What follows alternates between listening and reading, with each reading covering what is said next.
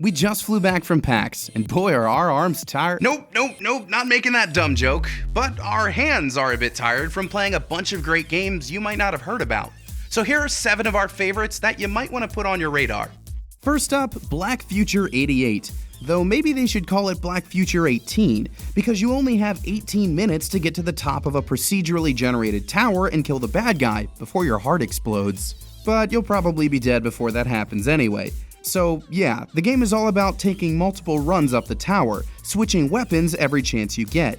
And the fact that it has a great art style and synth soundtrack is just icing on the indie cake. City of Brass is another game where you'll be making multiple runs, but this time it's to the center of a fabled Arabian city full of treasure.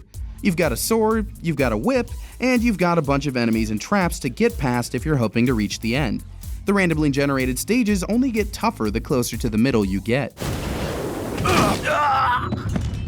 And if the look or gameplay kinda reminds you of BioShock, that's because it's made by a team of developers who worked on that series too. Speaking of games that remind you of other games, The Messenger does for Ninja Gaiden what Shovel Knight did for Mega Man, and that's kind of all you need right there. I mean, come on, who doesn't love this little guy? Anyway, The Messenger starts as a deceptively simple 8-bit platformer, but later on turns into a much more elaborate 16-bit game. And if you think that's the last twist it has to offer, you'd be wrong. Expect to see a bunch of clever uses of the time and art swap during your adventure. That's not the only side-scroller with a great look either. Dark Devotion puts you in the shoes of a Templar exploring a mysterious temple. But here's the thing, every time you open a door and choose a path inside the temple, the door closes behind you. There's no going back. But at least you can loot weapons and relics along the way. Faith is also a tangible substance for your Templar, who can use it to open chests and unlock secret paths. Just be careful not to lose your faith, both figuratively and literally. Let's relax a bit now. The Stillness of the Wind is definitely the calmest game on this list, and it's all about taking care of goats. The elderly Talma is the last person living in her village, and you can guide her through her daily routine of raising goats, making cheese, growing vegetables, cooking meals, and trading with the merchant. And yet, there's still an air of unease here, since this way of life probably can't continue for much longer. You can also zen out with Donut County.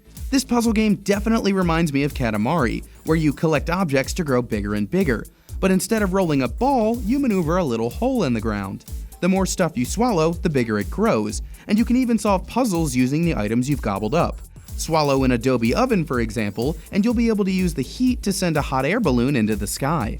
Let's finish up with one more game that's also about dropping objects into holes. If you're tired of my segues, don't worry, this is the last one. Pool Panic is much more than a simple game of billiards.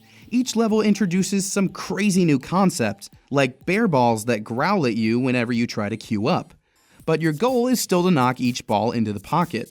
Of course, you might find some hidden balls and even more bonus stages along the way too. And you gotta love the look of it. You can just tell this is an Adult Swim joint. So there you have it, 7 of our favorite games from PAX East 2018.